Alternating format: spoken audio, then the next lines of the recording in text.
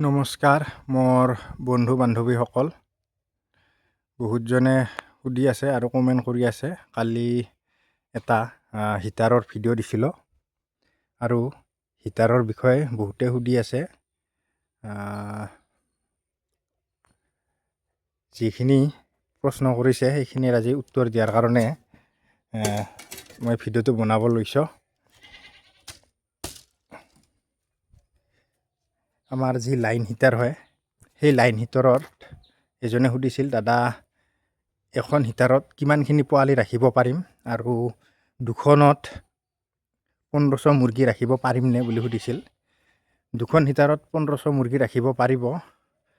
তাৰ বাবে মই উদাহৰণ দি দিয়াৰ কাৰণে মই নিজৰ ফাৰ্মত সোমাইছোঁ।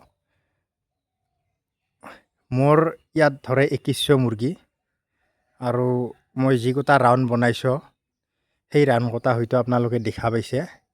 ইয়াত মই 3খন হিটাৰ দিম।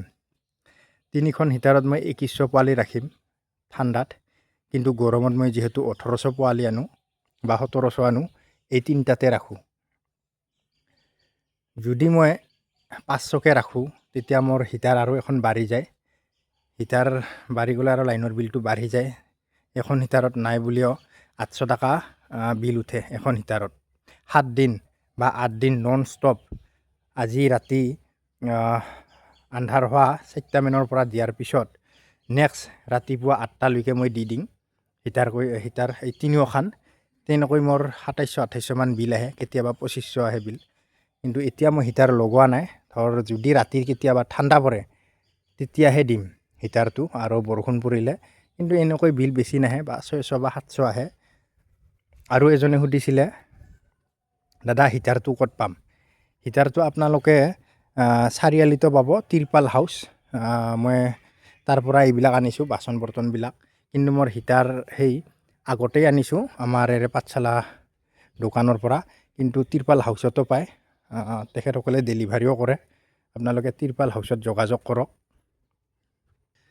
আৰু বহুতজনে সুধিছিল এটাই প্ৰশ্ন, দাদা লাইনৰ হিটাৰত লাভ হ'ব নে গেছ হিটাৰত লাভ হ'ব?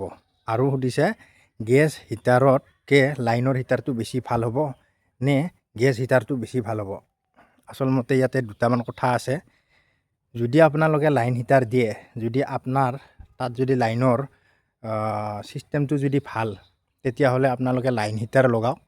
লাইন হিটাৰত কোনো মুস্কিল নাই, কোনো চিলিণ্ডাৰ শেষ হোৱাৰ সম্ভাৱনা নাথাকে। আৰু চিলিণ্ডাৰত যিহেতু দাম আৰু পাৱত টান হৈছে, কিন্তু মই চিলিণ্ডাৰতকৈ, আগতেতো চিলিণ্ডাৰ বহুত পোৱা আছিলে, এতিয়াহে নাপায়। কিন্তু মই লাইন হিটাৰটো চলাই ভাল পাইছিলোঁ, কাৰণ লাইন হিটাৰত বঢ়াবও পাৰে কমাবও পাৰে। কিন্তু গেছ হিটাৰত, মোৰ গেছ হিটাৰো আছে 4খন, আপোনালোকক মই দেখুৱাম বাৰু। গেছ হিটাৰত বঢ়ালেও বেছি বঢ়া নাখায় আৰু জুই জ্বলি থাকে। হঠাৎ কিবা কিনি হৈ যোৱাৰ কাৰণে এটা ভয় থাকে, যিহেতু এইবিলাকতো পটককৈ যদি লাগি যায় বহুত ৰিস্ক থাকে গেছ হিটাৰত। আৰু গেছ হিটাৰত মই ঠাণ্ডাত দিয়াতে পোৱালি ইমান এটা গৰম নহয় যেন লাগে। কিন্তু যিটো লাইন হিটাৰত পোৱালিবিলাক দৌৰি ফুৰে। আপোনালোকে যদি একদম আগৰ ভিডিঅ'বিলাক চাই, মোৰ ঠাণ্ডাৰ দিনৰ পোৱালি কেনেকৈ লাইনৰ হিটাৰৰ তলত দৌৰি থাকে, সেইবিলাক মই দিয়ে থৈ দিছোঁ আগত ৰিলত, আপোনালোকে যাই চাব পাৰে।